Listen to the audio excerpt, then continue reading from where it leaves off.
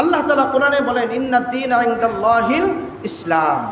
পৃথিবীতে যত ধর্ম আছে, যত বর্ণ আছে, যত মত আছে, যত দল আছে, যত কিছু আছে, সব কিছুর মধ্যে সব থেকে উত্তম শ্রেষ্ঠতম আল্লাহ তাআলার কাছে একটাই মনোনীত ধর্ম, যেই ধর্মের নাম কি ইসলাম।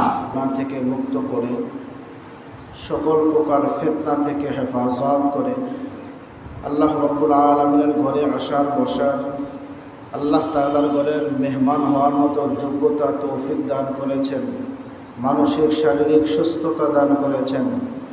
ঈমান আমলের মধ্যে আল্লাহ তাআলা এখন পর্যন্ত করার মতো যোগ্যতা তৌফিক দান করেছেন। সব কিছু মিলিয়ে আল্লাহ তাআলার শুকরিয়া আদায় করি, কালিমাতুশ শুকর বলি আলহামদুলিল্লাহ। সম্মানিত মুহতারাম হাজিরিন, আল্লাহ রাব্বুল আলামিন পৃথিবীর জমিনে আমাদেরকে পাঠিয়েছেন একমাত্র তার গোলামি করার জন্য, তার দাসত্ব করার জন্য, তার হুকুম আহকাম পালন করার জন্য। কোরআনের মধ্যে আল্লাহ তাআলা বলেন ইয়া আইয়ুহাল্লাযীনা আমানু আতিউল্লাহ ওয়া আতিউর রাসূল ওয়া উলিল আমরি মিনকুম। আল্লাহ রাব্বুল আলামিন শুধুমাত্র ঈমানদারদেরকে ডাক দিয়ে বলেন, হে ঈমানদারগণ, আতিউল্লাহ একমাত্র আল্লাহ তাআলার অনুসরণ করো, ওয়া আতিউর রাসূল আর আমার বন্ধু মুহাম্মদুর রাসূলুল্লাহ সাল্লাল্লাহু আলাইহি ওয়াসাল্লামের অনুসরণ করো। কোরআনের এক আয়াতের মধ্যে আল্লাহ রাব্বুল আলামিন বলেন কুল ইন কুনতুম তুহিব্বুনাল্লাহা ফাত্তাবিউনি ইউহিব্বুকুমুল্লাহ ওয়া ইয়াগফির লাকুম যুনুবাকুম ওয়াল্লাহু গফুরুর রহিম। আল্লাহ রাব্বুল আলামিন বলেন, আমার রাসূলের অনুসরণ কিভাবে করবে, আমার রাসূলের আনুগত্য কিভাবে করবে। আল্লাহ তাআলা বলেন কুল ইন কুনতুম তুহিব্বুনাল্লাহ। আল্লাহ রাব্বুল আলামিন বলেন, যদি তোমরা আল্লাহ তাআলার ভালোবাসা পেতে চাও, আল্লাহ তাআলার মহব্বত, আল্লাহ তাআলার নৈকট্য অর্জন, আল্লাহ তাআলার জান্নাত, আল্লাহকে সন্তুষ্ট যদি করতে চাও, ফাত্তাবিউনি, রাসূলকে বলতে বলেন যে তুমি বলে দাও যেন তোমাকে তারা সকলে মানে। ফাত্তাবিউনি ইউহিব্বুকুমুল্লাহ, তাহলে লাভ আল্লাহ তাআলা তোমাদেরকে ভালোবাসবেন। সুবহানাল্লাহ। যে আল্লাহ রসুলকে ভালোবাসি, আল্লাহ রসুলকে অনুসরণ করি, আল্লাহ রসুল যেই কথা যেইভাবে বলেছেন, যেই কাজগুলো, যেই আমলগুলো, যেই অবস্থায় করতে বলেছেন, যেই কাজগুলো, যেই কর্মগুলো আল্লাহ রসুল নিষেধ করেছেন, এইগুলো যদি আমরা মানি তাহলে আল্লাহ রসুলের আনুগত্য করা হবে। আর আল্লাহ রসুলের আনুগত্য করা হলে, আল্লাহ রসুলের ইতাআত করা হলে, যদিও এই জমানায় রসুল নেই, রসুল আসবে না, আসার কোনো সুযোগও নেই, যদি কেউ বলে যে রসুল এসেছে, রসুল অমুক, তাহলে ডাকা মিথ্যা কথা, টাটকা তাজা মিথ্যা কথা। তো সুতরাং এই জমানায় রসুল আসার যেহেতু সম্ভব নয়, অনেকের প্রশ্ন রসুল যেহেতু নাই, সাহাবি নাই, তাবেঈন নাই, তাবেঈন নাই, তাহলে কিভাবে অনুসরণ করব। আল্লাহ রাব্বুল আলামিন এই আয়াতের মধ্যে বলেন ওয়া উলিল আমরি মিনকুম, তাহলে তোমরা ওই জমানার উলুল আমর যারা আছে, উলুল আমর কারা?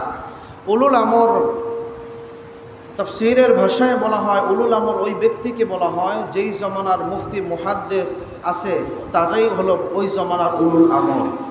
ওই সমস্ত উলুল আমরদেরকে তোমরা অনুসরণ করো, কারণ তারাই রসুলকে অনুসরণ করে। যেই মানুষগুলো রসুলকে অনুসরণ করেছেন, শরীয়তের ভাষায় ওই মানুষদেরকে বলা হয় সাহাবা। আর যারা সাহাবাদেরকে অনুসরণ করেছেন তাদেরকে বলা হয় তাবেঈন। যারা তাবেঈনদেরকে অনুসরণ করেছে তাদেরকে বলে তাবেঈন। এই ধারাবাহিকতায় বর্তমানের ব্যাপারে আল্লাহ তাআলা বলেন উলুল আমর ওই মানুষগুলো যারা মুফতি, মুহাদ্দিস, হাদিস বিশারদ, এদেরকে তোমরা অনুসরণ করো, কারণ এরাই আল্লাহ রসুলকে অনুসরণ করে, এরাই সাহাবায়ে কেরামদেরকে অনুসরণ করে। সুতরাং বর্তমান জমানার ওলামায়ে কেরাম যারা, এরাই হলো উলুল আমর, এদেরকেই তোমরা অনুসরণ করো। এটা কোরআনের কথা। এখন দেখেন আল্লাহ তাআলা যে বলেন ফাত্তাবিউনি, যদি আমরা রসুলকে অনুসরণ করি, বর্তমান জমানার হক্কানি ওলামায়ে কেরাম, পীর, মাশায়েখ, বুজুর্গানে দ্বীনদের যদি অনুসরণ করি, আল্লাহ তাআলা বলেন যে ফাত্তাবিউনি, তাহলে আমার রসুলের অনুসরণ করা হয়ে যাবে। আর আমার রসুলের যখন অনুসরণ হবে, আল্লাহ তাআলা বলেন ইউহিব্বুকুমুল্লাহ, আল্লাহ তাআলা তোমাদেরকে ভালোবাসবেন। আর আল্লাহ তাআলা যাদেরকে ভালোবাসবেন, শুধু এখানে ভালোবাসাই শেষ নয়, এখানে ভালোবেসি ক্ষান্ত নয়। একজন আরেকজনকে বলল আমি তোমাকে ভালোবাসি, আমি তোমাকে লাইক করি, পেয়ার করি, এখানে কিন্তু শেষ নয়। এরপর তাকে সহযোগিতা করা, বন্ধুকে হেফাজত করা, বিভিন্ন অবস্থায় বিভিন্ন কাইফিয়াতে বন্ধুকে যদি সহযোগিতা না করে তাহলে এটা ভালোবাসা বলা যায় না। কি বলেন, বলা যায়? বলা যায় না। ভালোবাসার বহির্গত প্রকাশ হলো বন্ধু যখন বিপদে পড়ে সাথে সাথে বন্ধুকে সহযোগিতা করা, বন্ধু যখন মুসিবতে পড়ে বন্ধুর পাশে দাঁড়ানো, যে কোনো প্রয়োজনে বন্ধুর সহযোগিতা করা, এইটাই হলো বন্ধুর ভালোবাসার বহির্প্রকাশ। এই জন্য আল্লাহ রাব্বুল আলামিন বলেন ইউহিব্বুকুমুল্লাহ, আল্লাহ তাআলা তোমাদেরকে ভালোবাসবেন। এখানে ভালোবেসেই শেষ নয়, ওয়া ইয়াগফির লাকুম, তোমাদেরকে আল্লাহ তাআলা ক্ষমা করে দিবেন।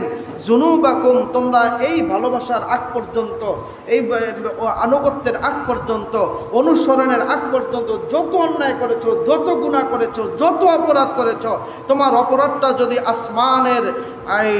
আসমানের আকাশ সমতুল্য যদি হয়ে থাকে, সমুদ্রের ফেনা সমতুল্য যদি হয়ে থাকে তোমার অপরাধ, যদি তোমরা শিরিক করে না থাকো, আল্লাহ তাআলা বলেন তোমার জীবনের যত গুনাহ আছে আল্লাহ তাআলা সমস্ত গুনাহ মাফ করে দিবেন।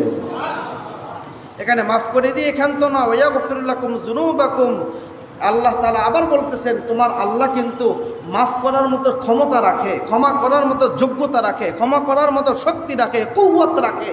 এর জন্য আল্লাহ তাআলা বলেন আল্লাহু গফুরুর রহিম। এই তুমি জেনে রাখো, যিনি বলতেছেন তিনি কেউ গফুরুর রহিম, তিনি ক্ষমা করে নেওয়ালা, তিনি মাফ করে নেওয়ালা, তিনি তোমাদেরকে তোমার জীবনের গুনাহ মাফ করে দিয়ে মুহূর্তের মধ্যে, সেকেন্ডের ভিতরে জান্নাতের অধিবাসী বানায় দিতে পারে। পারে কিনা বলেন? পারে। এখন এই আল্লাহ তাআলার অনুসরণ করা, আল্লাহ রসুলের অনুসরণ করা কিভাবে করব? মাধ্যম দরকার, পদ্ধতি দরকার। কিভাবে করব আমরা, কোন অবস্থায় কি কি কথাগুলো আমরা জানব? তো এর শুরুতেই জানতে হবে আমাদের ইসলামের স্তম্ভ কয়টি বলেন, জানেন নাকি? কয়টি? 5টি। সর্বপ্রথম স্তম্ভের নাম কি? ঈমান। ঈমান যদি ঠিক হয় সমস্ত আমলগুলো আস্তে আস্তে অটোমেটিক ঠিক হয়ে যাবে। ঈমানের যদি কোনো ঝামেলা হয়, ঈমানের মধ্যে যদি কমতি হয়, ঈমানের মধ্যে শিরিকের গন্ধ চলে আসে, ঈমান আর শিরিক যদি মিশ্রণ হয়ে যায়, তাহলে এর পরবর্তী যত আমল আছে, এই নামাজ পড়া, হজ করা, তারপরে যাকাত দেয়া, যত কিছু আছে এই সব কিছু বরবাদ হয়ে যাবে, কোনো কাজে আসবে না। কোনো কাজে আসবে কি বলেন? আসবে নাকি? আসবে না। এই জন্য আল্লাহ রসুল সাল্লাল্লাহু আলাইহি ওয়াসাল্লাম তার কাছে যখন ওহী আসলো, আজকে বলার কথা ছিল ওহীর প্রেক্ষাপট সম্পর্কে, তো কিছু কারণের ওই আলোচনাটা ইনশাআল্লাহ আগামী জুমায় করব। তো ওহী আসার পরে রাসূলুল্লাহ সাল্লাল্লাহু আলাইহি ওয়াসাল্লাম মক্কাবাসীদেরকে দাওয়াত দিতে লাগলেন যে হে মক্কাবাসী, কুলু লা ইলাহা ইল্লাল্লাহ, তোমরা সকলে বলো লা ইলাহা ইল্লাল্লাহ, আল্লাহ তাআলা ছাড়া কোনো মাবুদ কি বলেন নাই, আল্লাহ তাআলা ছাড়া কোনো মাবুদ নাই, উপাস্য নাই, রিজিকদাতা নাই, হায়াতদাতা নাই, সুস্থতার মালিক নাই, অসুস্থতার মালিক নাই, বিপদ থেকে মুক্তির মালিক নাই, একমাত্র মালিক আল্লাহ তাআলা। তো বলতেছে লা ইলাহা ইল্লাল্লাহ, আল্লাহ ছাড়া কোনো মাবুদ নাই। তো মক্কার কাফেররা বলতে যদি মানি তো কি লাভ হবে আমাদের কি লাভ হবে? আল্লাহ রসুল বলেন তুফলিহুন, তাহলে তোমরা সফল কাম হয়ে যাবে, তোমরা তাহলে মুক্তি পেয়ে যাবা। তোমরা পিছনে যত গুনাহ করছো, যত অপরাধ করেছো, যদি আমাকে মানো, যদি ঈমান আনো, যদি লা ইলাহা ইল্লাল্লাহর উপরে যদি মেনে নাও, পরবর্তী কথা মুহাম্মাদুর রাসূলুল্লাহকেও যদি মেনে নাও, দুবাই বাক্য যদি তোমরা মেনে নাও, তাহলে তোমরা তুফলিহুন, তোমরা উভয় জগতে, উভয় জাহানে, দুনিয়াতে, আখেরাতে, কবরে, সর্বস্তরে তোমরা মুক্তি পেয়ে যাবে। তোমরা ভালো আর রসুলের মুহাব্বত, রসুলের অনুসরণ করার কারণে তোমরা সর্ব জায়গায় মুক্তির ব্যবস্থা হয়ে যাবে। সুবহানাল্লাহ।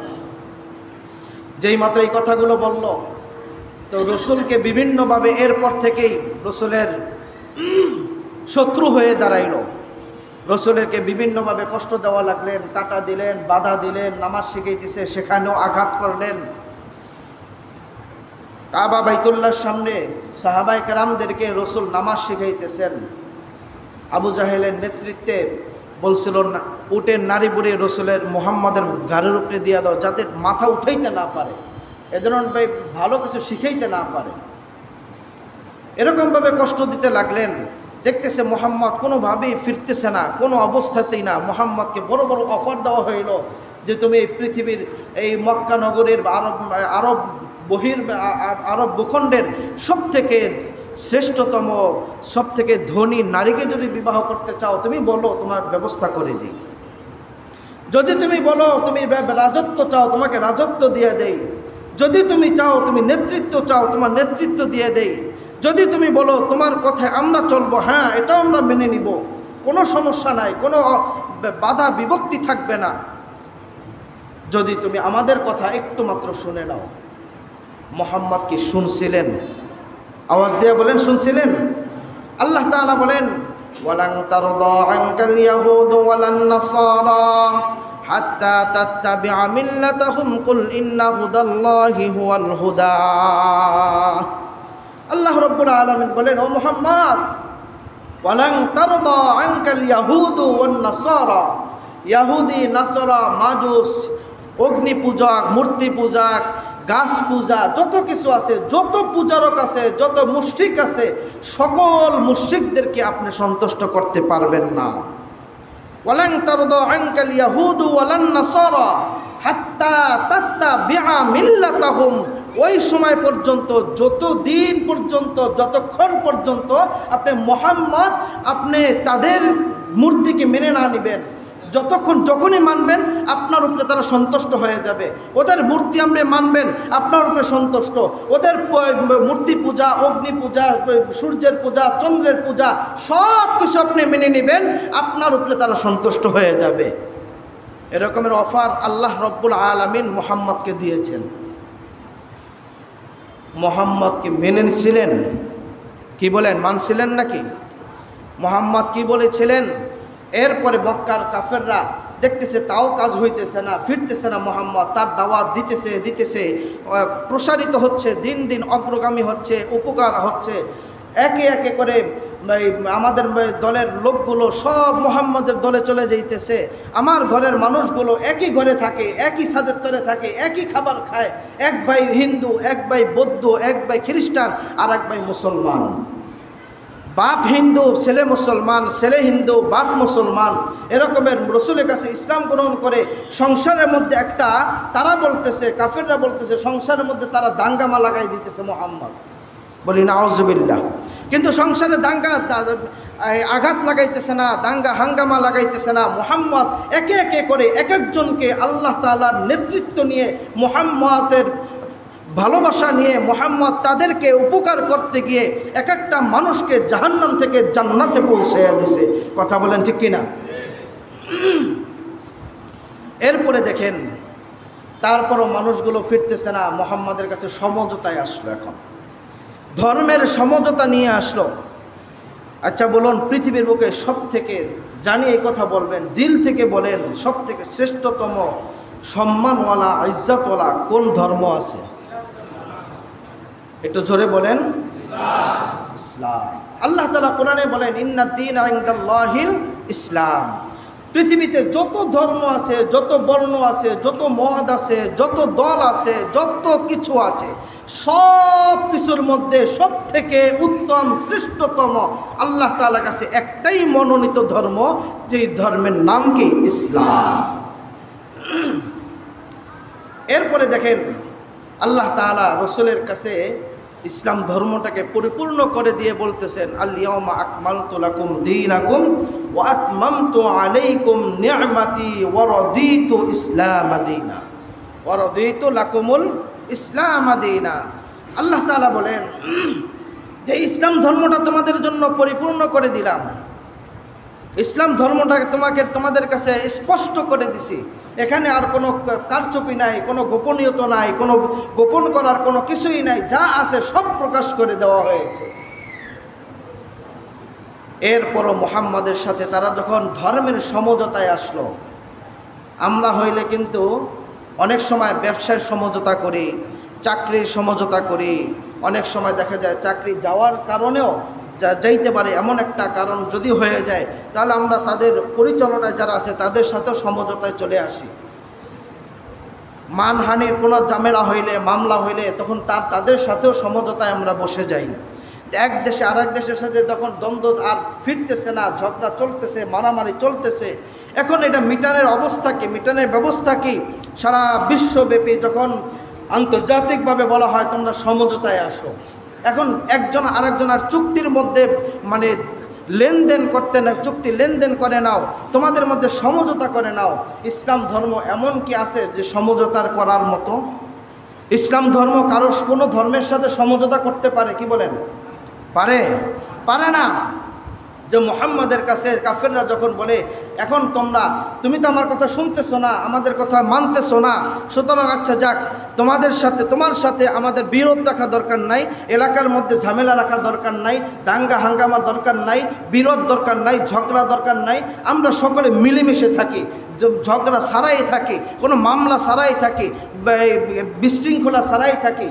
তাহলে কি করা দরকার এইটা, মুহাম্মদ তোমার দলবল নিয়া 1 বছর তোমরা সবাই আমাদের মূর্তির একদিন পূজা করো, আর পরবর্তী বছর আমরা যারা আছি, কাফের যারা আছি, উতবা শাইবা ওয়ালিদ ইবনে মুগীরা আবু জাহেল যারা আছি, এরা সবাই মিল্লা 1 বছর তোমার মালিকের ইবাদত করব। তা তোমরা কি করবা? 1 বছর আমাদের মূর্তির ইবাদত করো, আর পরের বছর আমরা তোমাদের মালিকের ইবাদত করব। এখন দেখেন, যখন দেখতেছে না এটা কাজ হওয়ার মতো নয়, তার মুহাম্মদ সাল্লাল্লাহু আলাইহি ওয়াসাল্লামের কাছে ওহী নাজিল হয়ে, সূরা নাজিল হয়ে, পুরা পরিপূর্ণ সূরাটা নাজিল হয়ে আল্লাহ তাআলা বলেন, কুল ইয়া আইয়ুহাল কাফিরুন। সূরা কাফিরুন আছে না কোন শরীফে? আছে নাকি 30 পারা শেষের দিকে?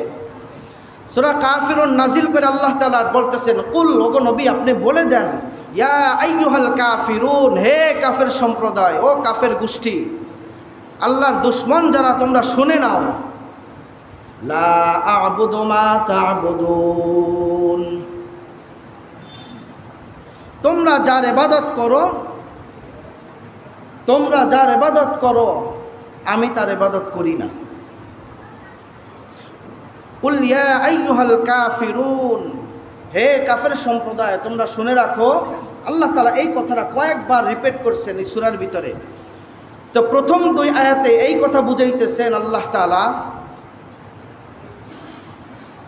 তাফসিরে রুহুল বয়ানের মধ্যে আসছে, প্রথম 2 কলিটা এই জন্য বুঝাইতেছেন যে ভবিষ্যতে, পূর্ববর্তীতে আমি কখনো মূর্তি পূজা করি নাই, যখন আমার কাছে ওহী আসে নাই তখন আমি মূর্তি পূজারক ছিলাম না, যখন আমার কাছে ওহী আসে নাই তখনও আমি কখনো অগ্নি পূজারক ছিলাম না, যখন আমার কাছে কোনো ওহীর ব্যবস্থা হয় নাই, আল্লাহর পক্ষ থেকে ওহী আসে নাই, যতদিন পর্যন্ত না আসছে আমি কিন্তু কোনো মুশরিক ছিলাম না।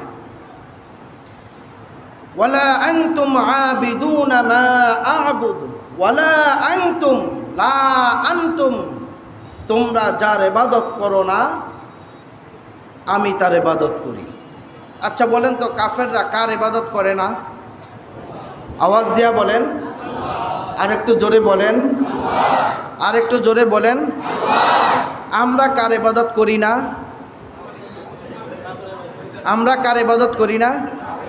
মূর্তি পূজা করি না, অগ্নি পূজা করি না, চন্দ্র পূজা করি না, সূর্যের পূজা করি না, গাছের পূজা করি না, মাজার পূজা করি না। কথা বলেন ঠিক কিনা? যেহেতু আমরা করি না, আল্লাহ তাআলা কোরআনে বলতেছেন, ওয়ালা আনতুম আবিদুনা মা আ'বুদ, তোমরা যার পূজা করো না, যার ইবাদত করো না, আমি কিন্তু তার ইবাদত করি। তোমরা যার ইবাদত করো না আমি কিন্তু তার ইবাদত করি। কথাটা একটু খেয়াল রাখেন, তোমরা যার ইবাদত করো না, কার ইবাদত করো না? আল্লাহর। আমি তার ইবাদত করি। কার ইবাদত করি? আল্লাহর। এরপরে আল্লাহ রাব্বুল আলামিন বলতেছেন, ওয়ালা আনতুম আবিদুনা মা আ'বুদ ওয়ালা আনা আবিদুম মা আবাদতুম ওয়ালা আনা আবিদুম মা আবাদতুম। আমি ভবিষ্যতেও, এই আয়াতটা বলছেন, ভবিষ্যতেও ওই মূর্তির পূজা করব না যার পূজা তোমরা করে থাকো। ভবিষ্যতেও আমি করব না, এখন তো করি না, পূর্বেও করি নাই, ভবিষ্যতেও করব না। এখন দেখেন মুহাম্মদকে বলা হইল যে মুহাম্মদ তুমি এভাবে কথা বইলো না, যদি এভাবে কথা বলো তাহলে আমাদের মূর্তির অপমাননা হয়, আমাদের মূর্তির চুনকালি মারা হয়, আমাদের মূর্তির অসম্মানী করা হয়, সুতরাং তুমি এরকম কথা বইলো না। তখন আল্লাহ তাআলা নাজিল করে দিতেছেন লাকুম দীনুকুম, বলেন ওয়ালিয়া দিন।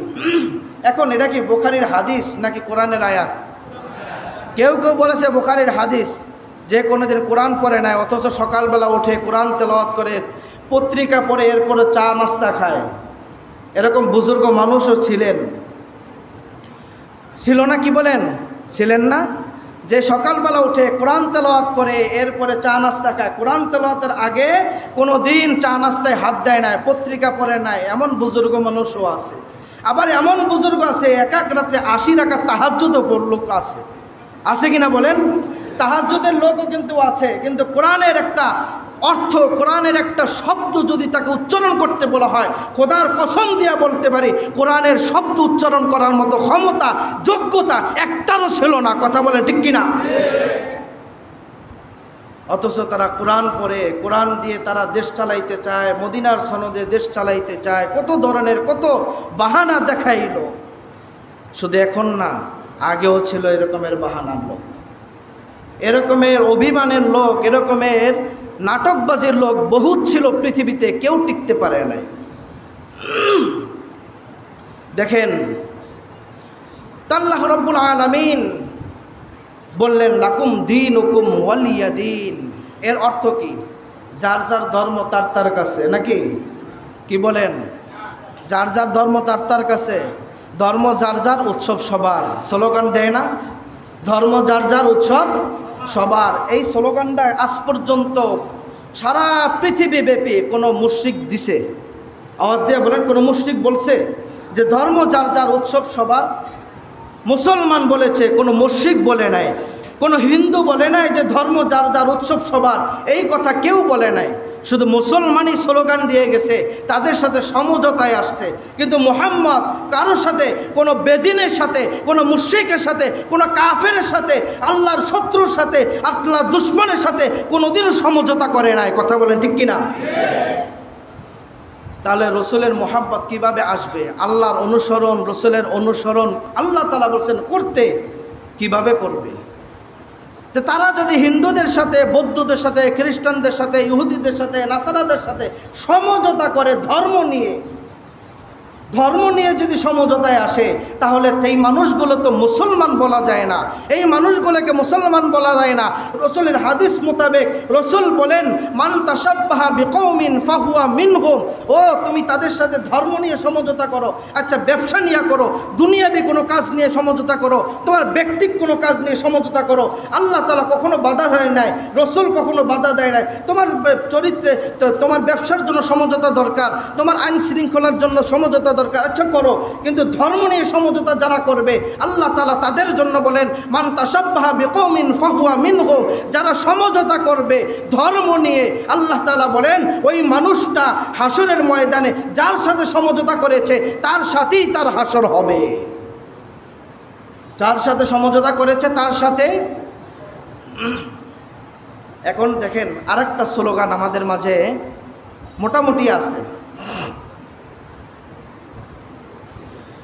ধর্ম যার যার, উৎসব সবার, এটা তো আসি। এরপরে মানুষ এরকমেরও কিছু স্লোগান দিয়ে থাকে যে মুসলমান অমুসলমান ভাই ভাই, মুসলিম অমুসলিম ভাই ভাই একসাথে বাঁচতে চাই, এরকমের একটা স্লোগান দেয়। মুসলিম অমুসলিম ভাই ভাই একসাথে বসবাস করতে চাই, বাঁচতে চাই। কিন্তু এটাও আল্লাহ তাআলা কোরআনের আয়াতের ভিন্নতা, আয়াতকে অবমাননা করা। মুসলমান ভাই, অমুসলিম কখনো মুসলমানের ভাই হইতে পারে না, বন্ধু হতে পারে না, সর্বদাই কোরআনের ভাষায় বলে ওটা তোমার শত্রু। হ্যাঁ, এই জন্য আল্লাহ তাআলা আবার আমাদেরকে এই কথাও বলে দিয়েছেন যে তোমরা অমুসলিমদের মূর্তিকে নিয়ে গালি দিও না, অমুসলিমদের মূর্তি নিয়ে গালি দিও না, তারা যা করতেছে করুক, তারা তাদের ধর্ম পালন করতেছে করুক। আল্লাহ তাআলা বলেন ওয়ালা তাসুব্বুল্লাযীনা ইয়াদউনা মিন দুনিল্লাহি ফায়াসুব্বুল্লাহা আদওয়াম মিনকু আদওয়াম বিগাইরি ইলম। আল্লাহ রাব্বুল আলামিন বলেন যে ওয়ালা তাসুব্বুল্লাযীনা লা তাসুব্বুল্লাযীনা, তোমরা ওই সমস্ত জিনিসকে অবমাননা করো না, গালি দিও না। ইয়াদউনা মিন দুনিল্লাহ, যারা আল্লাহ তাআলাকে বাদ দিয়ে অন্য যাদেরকে ডাকে। ফায়াসুব্বুল্লাহ, যদি তোমরা গালি দাও তাহলে কি হবে? ফায়াসুব্বুল্লাহ আদওয়াম বিগাইরি ইলম, তাহলে তারাও কিন্তু তোমার মালিকরে গালি দিবে। তাহলে তাদের কিন্তু দোষ না, ওই মূর্তির দোষ না, দোষ হলো যারা পূজা করে তাদের, যারা ওখানে সিজদা করতেছে, যারা অগ্নি সিজদা করে, যারা গাছের সিজদা করে, যারা মাজারের সিজদা করে, যারা মূর্তির সিজদা করে, তাদের অপরাধ। আল্লাহ রাব্বুল আলামিন অন্যান্য জায়গায়, বিভিন্ন জায়গায় এভাবে আল্লাহ রাব্বুল আলামিন বলতেছেন ওয়ালাকিনিল্লাযীনা হাব্বাবা ইলাইকুমুল ঈমানা ওয়া যায়্যানাহু ফী কুলুবিকুম ওয়া কাররাহা ইলাইকুমুল কুফরা ওয়াল ফুসুকা ওয়াল ইসয়ান উলাইকা হুমুর রাশিদুন। আল্লাহ রাব্বুল আলামিন আমাদেরকে বলেন ওয়ালাকিন্নাল্লাহা হাব্বাবা ইলাইকুমুল ঈমান। এক আয়াতের অংশ বিশেষ আল্লাহ তাআলা বলতেছেন, কিন্তু আল্লাহু হাব্বাবা ইলাইকুমুল ঈমান, ঈমান দ্বারা মুমিনের অন্তরকে আল্লাহ তাআলা মোহাব্বত দিয়ে পরিপূর্ণ করে দিয়েছে। শুধু এই কারণে আল্লাহ রাব্বুল আলামিন এরপরে বলতেছেন ওয়াযায়্যানাহু ফী কুলুবিকুম, এবং তোমাদের অন্তরটাকে সজীবতা দেওয়া হয়েছে, সুসজ্জিত করা হয়েছে ঈমান দিয়ে। সুবহানাল্লাহ। আল্লাহ তাআলা আমাদের ঈমান দিয়ে আমাদের অন্তরটাকে সাজিয়েছেন, আমাদের ঈমান দিয়ে আল্লাহ তাআলা আমাদেরকে ঈমানের দৌলত দিয়ে, হেদায়েত নামক দৌলত দিয়ে ঈমানটাকে সজীবতা দান করেছেন। এখন বলতেছে ওয়াকাররাহা ইলাইকুমুল কুফরা ওয়াল ফুসুকা ওয়াল ইসয়ান, কিন্তু অন্তরের মধ্যে আল্লাহ রাব্বুল আলামিন এই জিনিসটাকে যদি তোমাদের অন্তরের মধ্যে থাকে, ওয়াকাররাহা অপছন্দ যদি থাকে, ওয়াকাররাহা ইলাইকুমুল কুফরা কুফরি ওয়াল ফুসুকা অন্যায় অপরাধ গুনাহ, যদি এই জন্য ওয়াল ইসয়ান, আল্লাহ তাআলা বলতেছেন মূর্তি পূজা শিরিক, এই যত প্রকার শিরিক আছে, এইগুলো যদি অন্তরে যদি খারাপ না লাগে, তাহলে মনে করতে হবে তোমার অন্তর মরিচা পড়ে গেছে, তোমার অন্তর অসুস্থ হয়ে গেছে, তোমার অন্তর অসুস্থ রোগাগ্রস্ত হয়ে গিয়েছে। আল্লাহ রাব্বুল আলামিন বলেন যদি এইগুলো পাওয়া যায়, নেক কাজে ভালো লাগা, আনন্দ পাওয়া, দান করলাম আনন্দ লাগলো, নামাজ পড়লাম আনন্দ লাগলো, একজনকে উপকার করলাম দিলে আনন্দ লাগলো, এইটা লাগা কিন্তু ঈমানের একটা দাবি। বোঝা যাবে তোমার ভিতরে আমার ভিতরে ঈমানের একটা অংশ আছে। আর যখন গুনাহ হয়ে যায়, অপরাধ হয়ে যায়, কোনো গুনাহের কাজ হয়ে গেলে মনটা খারাপ লাগা, এটাও একটা ঈমানের কাজ। তাহলে বোঝা যাবে আল্লাহ তাআলা বলতেছেন ওয়ালাকিন্নাল্লাহ হাব্বাবা ইলাইকুমুল ঈমান, তোমার ঈমানের মধ্যে তোমার ঈমানটাকে, প্রত্যেকের ঈমানটাকে আল্লাহ তাআলার ভালোবাসা আছে, ঈমানের মধ্যে আল্লাহ তাআলার ভালোবাসা আছে। এখন দেখা যায় যাদের অন্তরের মধ্যে এমনটা নাই, নামাজ পড়তে ভালো লাগে না, কোরআন তেলাওয়াত ভালো লাগে না, জিকির আজগার ভালো লাগে না, ওয়াজ নসিহত ভালো লাগে না, দান সদকা ভালো লাগে না, প্রত্যেক ভালো কাজগুলো ভালো লাগে না, তাহলে বোঝা যাবে তার অন্তরে আল্লাহর ভালোবাসা নাই। আর আল্লাহর ভালোবাসা না থাকার কারণ সে একজন পাপাচার, সে একজন গুনাহগার, সে একজন শিরিক করনেওয়ালা মুশরিক, এই জন্য তার অন্তরে ভালো লাগে না। এখন দেখা যায় আমাদের সমাজের অনেক মানুষ, সারা বাংলাদেশ কেন সারা পৃথিবীব্যাপী অন্যায় কাজকে পছন্দ করে, অন্যায় কাজকে প্রাধান্য দেয়, অন্যায় কাজকে তারা সব কাজের উপরে উচ্চঙ্গ করে রাখে। এরকম আছে না নাই? কি বলেন, আছে না নাই? আছে। এই জন্য আল্লাহ রাব্বুল আলামিন বলেন ইন্না শিরকা লা যুলমুন আযীম। শিরিক এমন একটা জিনিস, এমন একটা অপরাধ, এমন একটা অন্যায়, যেই অন্যায়টা কখনো ক্ষমার যোগ্য নয়। লা যুলমুন আযীম, কঠিন থেকে কঠিনতর ভয়াবহ অপরাধ, ভয়াবহ অপরাধ একটা। এই জন্য আল্লাহ রাব্বুল আলামিন বলেন, ইয়া আইয়ুহাল্লাযীনা আমানু দুখুলু ফিস-সিলমি কাফফা ওয়া লা তাত্তাবিউ খুতুওয়াতিশ শাইতান ইন্নাহু লাকুম আদুউম মুবিন। আল্লাহ রাব্বুল আলামিন বলেন, ও ঈমানদারগণ, ইয়া আইয়ুহাল্লাযীনা আমানু উদখুলু ফিস-সিলমি কাফফা, ইসলামের মধ্যে পরিপূর্ণ প্রবেশ করো। কতক্ষণ তোমরা শয়তানকে খুশি করলা, কতক্ষণ তোমরা আল্লাহকে খুশি করলা, কতক্ষণ তোমরা গুনাহকে পছন্দ করলা, কতক্ষণ তোমরা নেকের কাজকে পছন্দ করলা, এইটা আল্লাহ তাআলা পছন্দ করেন না। এই জন্য আল্লাহ তাআলা ওই আয়াতের মধ্যে কাফিরুনের মধ্যে বলেন, কুল ইয়া আইয়ুহাল কাফিরুন লা আ'বুদু মা তা'বুদুন। কতক্ষণ শয়তানকে খুশি করা, কতক্ষণ আল্লাহকে খুশি করা, এইটা কি ঈমানের কাজ? আওয়াজ দিয়ে বলেন, এটা কি ঈমানের দাবি? ঈমানের কাজ নয়। যদি হইতো তো মুহাম্মদ সাল্লাল্লাহু আলাইহি ওয়াসাল্লাম কাফেরদের সাথে ধর্ম নিয়ে সমঝোতা করতেন। যেহেতু মুহাম্মদ ধর্ম নিয়ে সমঝোতা করে নাই, সাহাবায়ে কেরাম ধর্ম নিয়ে সমঝোতা করে নাই, উলামায়ে কেরামরা ধর্ম নিয়ে সমঝোতা করতেছে না, পূর্ববর্তী উলামায়ে কেরামরাও ধর্ম নিয়ে সমঝোতা করে নাই। সুতরাং এটাই মানতে হবে, ধর্ম নিয়ে যেই মানুষটা সমঝোতা করবে ওই মানুষটা মুনাফিক। কথা বলো ঠিক কিনা? ধর্ম নিয়ে কোনোদিন সমঝোতা হতে পারে না। হতে পারে তোমার ব্যক্তিগত কাজে সমঝোতা করো, কিন্তু ধর্ম নিয়ে নয়। কিন্তু আমাদের সমাজের মানুষ এরকমও আছে, সারা বাংলাদেশের মানুষ দেখা যায় মসজিদেও নামাজ পড়ে, হাজি সাহেব, পাগড়িওয়ালা, জুব্বাওয়ালা, আবার পূজার সময় পূজা মণ্ডপেও হাজির হয়ে যায়। অনেক ওখানে দেখেন যারা পূজা করতেছে পূজা মণ্ডপে, এরা হিন্দুদের থেকে মুসলমানদের সংখ্যা বেশি। কথা বলেন ঠিক কিনা? আচ্ছা বলেন, তাহলে তারা কি ওই সময়ের জন্য হিন্দু হয়ে গেল? ওই সময়ের জন্য মূর্তি পূজারক হয়ে গেল, পরবর্তীতে আবার তওবা ইস্তেগফার করে আবার মুসলমান হবে নাকি? কি বলেন? তওবা ইস্তেগফার করে আবার মুসলমান হওয়ার জন্য ওখানে গেছে, নাকি ওটাকে ভালোবাসে যার জন্য? রাসূলুল্লাহ সাল্লাল্লাহু আলাইহি ওয়াসাল্লাম লম্বা চড় একটা হাদিসের মধ্যে বলছেন, কোনো মুসলমান হিন্দু বৌদ্ধ খ্রিস্টানদের পূজা মণ্ডপে যেতে পারবে না, যাওয়া নিষেধ। এই এক হাদিসের মধ্যে আল্লাহ রসুল বলেন, এই যে তানিবু, তোমরা বেঁচে থাকো, ফিরে থাকো, এই যে তানিবু আদা আল্লাহ, আল্লাহর শত্রুদের থেকে বেঁচে থাকো, ফিরে থাকো, ফি ঈদিহিমুল ইয়াহুদি ওয়ান নাসারা, ফি ঈদিহিমুল বলা তাদের উৎসব, তাদের যত উৎসব আছে, যেই ধর্মের যেই উৎসব আছে না কেন, ওই উৎসব থেকে তোমরা বেঁচে থাকো।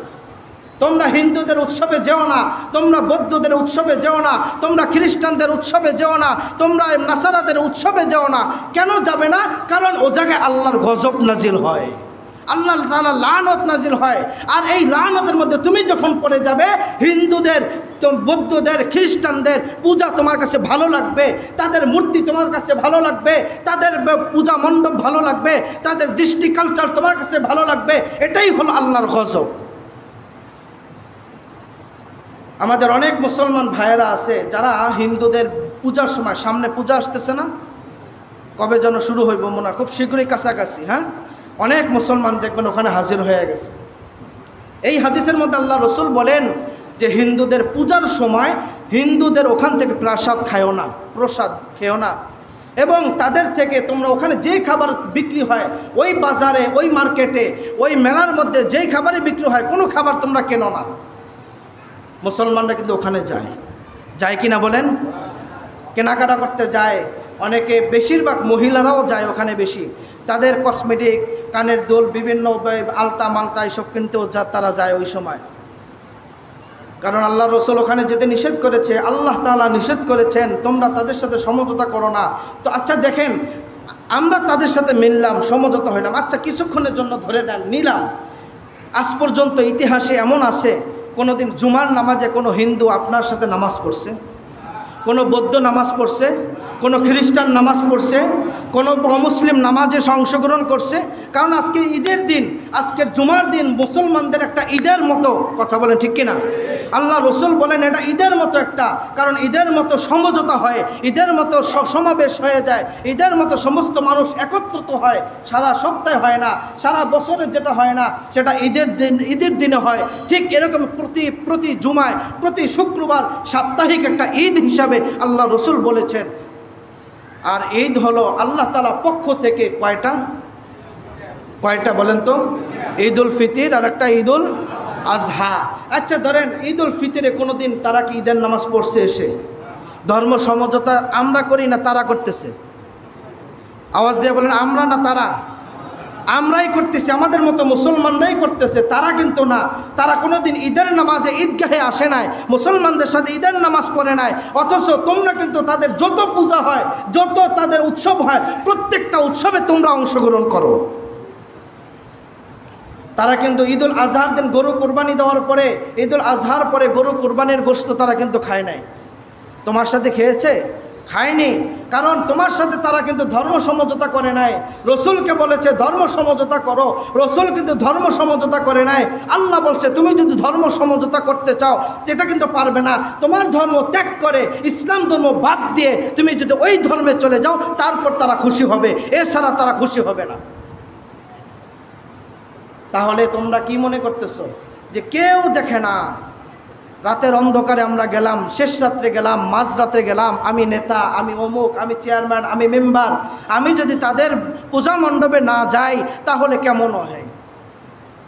তাহলে কেমন দেখা যায়? আমি তো একজন চেয়ারম্যান, মেম্বার, এমপি, মন্ত্রী, আমি একটা নেতা, আমি যদি তাদের পূজা মণ্ডপে না যাই তারা তো মনে করবে মুসলমানরা তাদেরকে ভালোবাসে না। এই ভালোবাসা পাওয়ার জন্য যারা যাইতেছে আল্লাহ তাআলা বলেন ওদের ভালোবাসা তুমি কখনো পাবে না। ওয়ালান তারদা আনকাল ইয়াহুদু, তোমরা কখনো তাদের ভালোবাসা পাবে না যতক্ষণ পর্যন্ত তোমার ধর্ম ত্যাগ করে তাদের ধর্ম গ্রহণ না করবে। তাহলে এই যাওয়ার মানে কি? তো কতক্ষণ আল্লাহকে খুশি করলাম, কতক্ষণ রসুলকে খুশি করলাম, এবং আল্লাহ রসুলকে খুশি করে আবার কিছু সময় হিন্দুদেরকে খুশি করলাম। এইটাকে ইসলাম মানতে পারে? কথা বলেন। ইসলাম কখনো মানতে পারে না, ইসলাম কখনো এটা সমর্থন করে না। পূজা মণ্ডপে যাওয়া, পূজা মণ্ডপের কোনো কিছু খাওয়া, ওই মার্কেট থেকে কিছু ক্রয় করা, তাদেরকে ওখানে দান সদকা করা। আচ্ছা দেখেন এখন অনেক দানশীল ব্যক্তিরা আছে যারা এই পূজা মণ্ডপের সময় দান সদকার মধ্যে খুব আগ্রহ দেখায়। কীরকমের আগ্রহ দেখায়? তারা দান করতে গেলে যদি দানের কথা তাদেরকে বলা হয় তাহলে তারা কিন্তু 1000 টাকা চাইলে তারা আচ্ছা পূজা হইব তো, এটা তো একটা আনন্দের বিষয়, তারা উৎসব করবে, আনন্দ হবে, আচ্ছা দেখেন 5000 টাকা দিলাম। এরকমের লোক আছে না নাই? তাদের নাম ফুটানোর জন্য, নিজের কেরিয়ার বাড়ানোর জন্য, মানুষের কাছে ভালোবাসা পাওয়ার জন্য, হিন্দুদের কাছে মোহাব্বত পাওয়ার জন্য, স্থান পাওয়ার জন্য, তাদের পূজা মণ্ডপের সেক্রেটারি, ক্যাশিয়ার হওয়ার জন্য, তাদের কমিটির একটা অংশ হওয়ার জন্য, তাদের নাম ফুটানোর জন্য তারা দান করে। এমন মানুষ আছে না নাই? আছে। আল্লাহ রসুল বলেন ওখান থেকে তোমরা বেঁচে থাকো। হ্যাঁ, এটা কিন্তু তাদের গীবত বলতেছি না, তাদের ওই যে লাকুম দীনুকুম ওয়ালিয়া দিন, ওই আয়াতের ব্যাখ্যাই চলতেছে। আল্লাহ রব্বুল আলামিন বলেন লাকুম দীনুকুম ওয়ালিয়া দিন। যার যার ধর্ম পালনের দিক দিয়ে তার কাছে, তোমাদের ধর্ম পালনের দিক দিয়ে তোমাদের কাছে, আমাদের ইসলাম ধর্ম পালনের দিক দিয়ে আমাদের কাছে। সুতরাং তোমরা যেহেতু আমাদের ধর্মে আসবে না, তোমার ধর্ম ছাড়বে না, তো আমি কেন আমার ধর্ম ছেড়ে তোমার ধর্মে যাব? আমি কেন আমার ধর্মের থেকেও তোমাদের পূজার মণ্ডপে আমি যাব? তোমাদের পূজা দেখতে, তোমাদের পূজার মধ্যে, গজবের মধ্যে, আযাবের মধ্যে, লানতের মধ্যে আমি কেন যাব? কথা বলেন ঠিক কিনা? কোনো মুসলমান যেতে পারে না। আপনারা যাইবেন মনে হয়, কিছু কিছু মানুষ মনে হয় যাবে, এরপরও আওয়াজ কম হইল। যাওয়ার নিয়ত আছে মনে হয়? কার কার নিয়ত আছে? কেউ যাবেন না তো?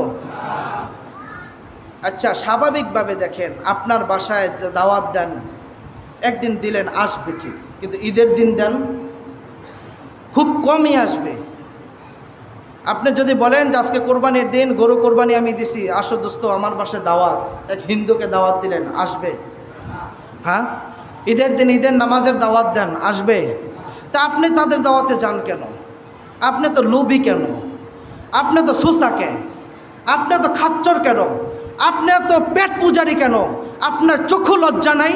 আপনার চোখে কি লজ্জা আসে না যে আমার দাওয়াতে তারা আসে না, আমার মসজিদে তারা নামাজ পড়ে না, আমার ধর্ম তারা পালন করে না, আমি কেন, কোন লজ্জা নিয়ে আমি তাদের সামনে দাঁড়াই?